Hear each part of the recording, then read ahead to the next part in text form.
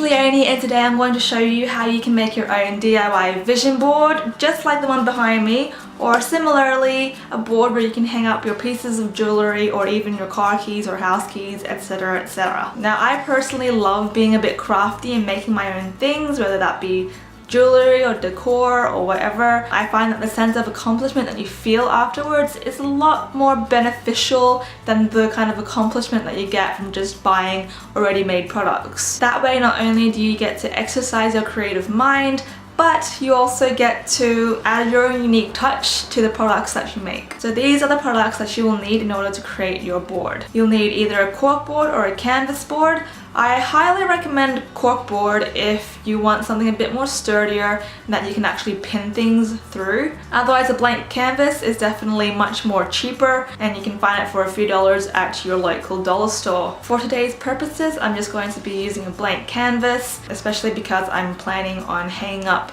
some small pieces of jewellery on it. You'll also need some spare fabric that is matched to the dimensions of your board, as well as an iron and ironing board to iron out those creases of your fabric. You'll also need adhesive spray, and if you can manage to get one, a hot glue gun. And following that, for decorative purposes, you can also get some twine. And as an optional extra, you can also have some self-adhesive hooks, which for those of you who are planning to make something where you can hang up your jewellery would probably be very beneficial. You'll also need some awesome postcards and photos, which you will want to hang up on your vision board once it's completed. So for the first step, you're going to want to lay out your board and ensure that the fabric that you're using fits the dimensions of it.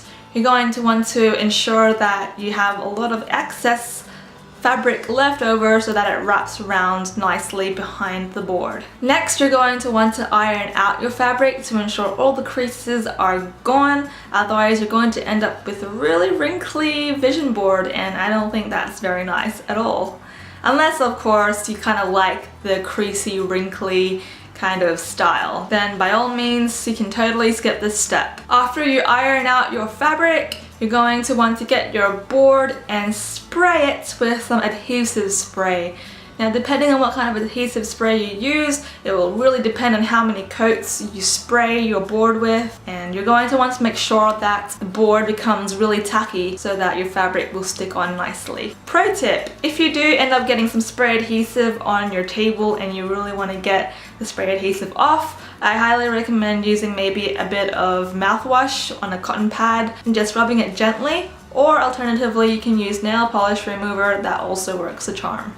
Once your board becomes tacky enough, you can go ahead and lay down your fabric over it, ensuring that it is on straight, unless of course you like the wonky kind of look. And just go ahead and smooth it out, ensuring that all the bubbles that will probably arise will be flattened out nicely. Once you're happy with how your board looks, you can turn it around and get started with putting down the sides and gluing them on. So what I've done is I sprayed the edges of the canvas with adhesive spray, but I'm also going to get my hot glue gun, warm it up.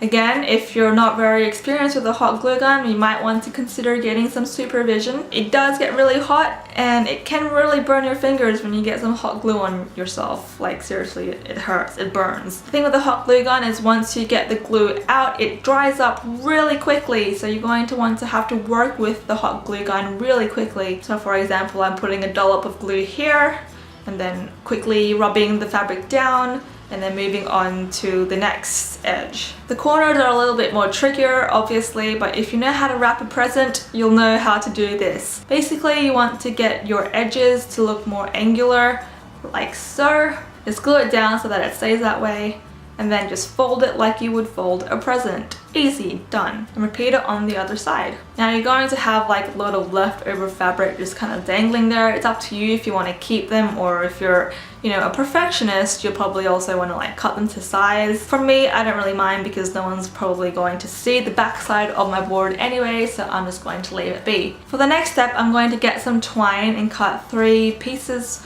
of the same size, roughly the same size, and I'm going to plait them so that I can make a small cute little handle or hanger for my board. Once I finish plaiting my twine, I'm just going to get them and hot glue them down to the back of the board. And there I have my completed board. Now it's purely up to you what you guys want to do with it. You can put an additional piece of twine around it and hang up some postcards of yours, like I have done with my first vision board, cork board that I have hanging up in my room. All you have to do is get a piece of twine and tie it around your board and pick up your memories. But for me, because I'm going to be using this board to hang up my pieces of jewellery, I'm going to go ahead with the next step, which is getting my self-adhesive hooks and just placing them in my desired positions on the board, like so. And that's pretty much it. This is the final product of my board where I hang up my pieces of jewellery. For me, this was definitely a lot cheaper to make this than go out and buy like a already made jewellery hanger, particularly because I already had the materials that I needed, so I didn't really have to go out and buy extensive amounts of materials. Furthermore, if you don't have a board that you can work with, you can always work with your wall. For example, I have a really blank wardrobe door that, you know, was kind of plain and boring, and I just went ahead and twined the thing up and have hung up postcards from my Europe trip last year onto that. Anyways, this video just kind of showed you the basics of how to make your own board, but how you decorate it is purely up to you. There are so many ways to decorate it and they're all uniquely personal to you. And if you do end up making something like this, I'd love to see some photos of it. You can link them to me on Twitter or Instagram or even on Facebook. I'd love to see what you guys come up with. If you like this video, please don't hesitate to give it a thumbs up and leave your beautiful comments down below. And yeah, thank you guys so much. I will see you guys in my next video. Bye!